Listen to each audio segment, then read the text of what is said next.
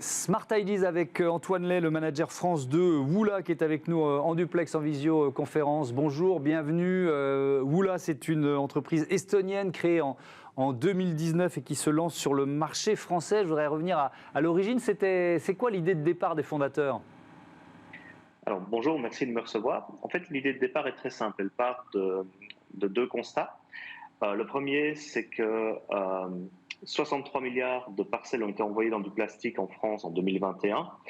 Le plastique, on le sait, c'est un matériau qui est à usage unique, qui n'est pas recyclé ou peu recyclé, et qui est extrêmement consommateur d'énergie fossile. Et le deuxième constat, c'est qu'on a 200 000 tonnes de laine qui sont jetées en Europe chaque année. En Estonie, par exemple, d'où vient Woola, c'est 90% de la laine. Et donc, avec ces deux constats ensemble, tout simplement, on trouve qu'il y a une solution qui pourrait être plus idéale que le plastique pour emballer des objets fragiles. Et donc, ils ont imaginé utiliser ces déchets, finalement, ces excédents de laine, pour en faire des emballages, c'est ça ?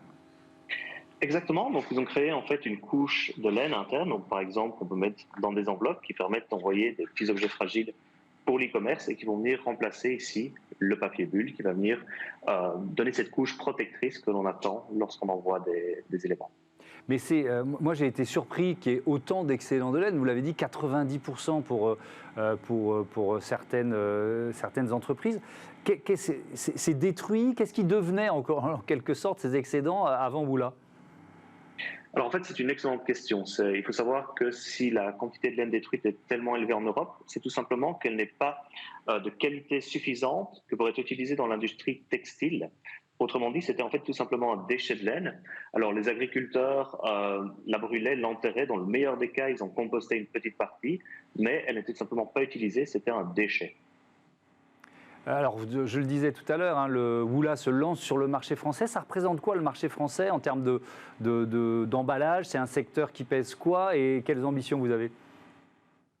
Alors, le marché français, c'est, je l'expliquais juste avant, 63 milliards de parcelles qui sont envoyées dans du plastique en 2021. Donc, c'est un très gros marché, c'est un très gros marché européen. Il faut savoir que l'industrie plastique, l'industrie de l'emballage, c'est l'industrie qui consomme le plus de plastique. Ça va être 50% du plastique. Or, on sait aujourd'hui qu'il faut changer, il faut aller vers des solutions qui sont plus durables. Et alors, au niveau du marché français, exactement ce qu'il représente, c'est le marché qui, actuellement, en Europe, propose les plus grandes opportunités pour Woola. C'est le marché qui reçoit de la manière la plus positive ici les enveloppes et qui qui s'ouvre de la meilleure des manières.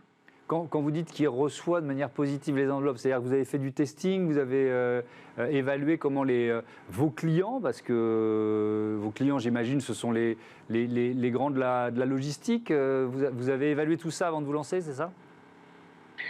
Alors, pour revenir très rapidement sur l'histoire de Woola, c'est encore une très jeune entreprise, donc elle a 2 ans, elle a commencé en Estonie, où ça a pris très très rapidement parce qu'en fait il y a une réelle demande sur le marché européen de nouveaux emballages.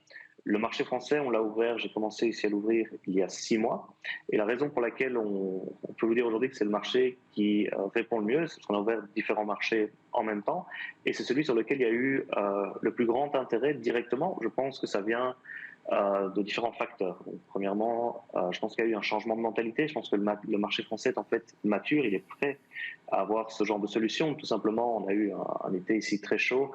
Je pense qu'il y a un changement de perspective vis-à-vis du changement climatique. Il y a une maturité qui fait qu'on est prêt à l'avoir. Deuxièmement, le marché français, c'est un marché qui aime bien les belles choses. Et Woola, c'est différenciant. C'est un beau produit en tant qu'emballage. C'est votre premier contact entre le client et votre marque. Et il y a énormément d'attention qui est portée sur le marché français. Donc très très rapidement, on a eu des petits clients qui ont signé avec nous, des petites entreprises, puis on a eu des entreprises moyennes, par exemple Binoc, Mademoiselle Bio pour le cosmétique, et alors de plus grosses entreprises, mais je ne peux pas ici vous donner les noms, on a des agréments de confidentialité. D'accord, et donc vous travaillez avec... C'était une demande de l'industrie de l'emballage pour réponse très rapide s'il vous plaît. Alors, très rapidement, non, on a ouvert le marché français parce qu'on a regardé les marchés qui consommaient le plus et qui étaient accessibles en Europe. C'est une des raisons pour laquelle il a été sélectionné lorsqu'on a ouvert les marchés. Merci beaucoup. Bon vent à Woula en France. À bientôt sur Bismart. Voilà, c'est la fin de ce numéro de Smart Impact. Merci à toutes et à tous de votre fidélité à Bismart. Je vous dis à demain. Salut.